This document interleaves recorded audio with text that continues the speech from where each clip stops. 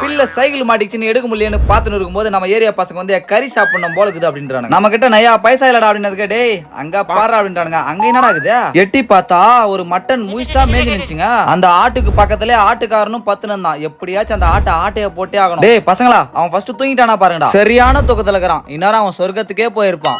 ஹரியப் வாங்கடா ஆடு எப்படி இருக்குன்னு பார்க்கலாம். நல்லா பல்கா இருக்கு. இன்னைக்கு பெரிய டபரால பயங்கரமா பிரியாணி செய்யறோம். இல்லங்கடா புடிங்கடா.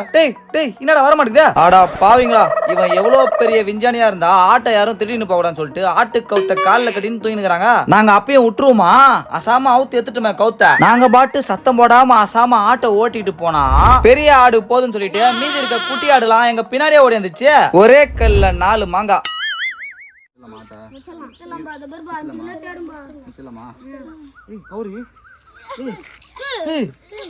என்னடா ஆட்டு கால் ஆட்டு அப்படியே எடு இருடா அப்படியே தங்கத்தோட தங்கத்தோட பத்துனடா தூரம் போ எல்லாரையும் காட்டு எங்க எல்லாரையும் காட்டு. இங்க போடா இருடா எல்லாரையும் காட்டா தெது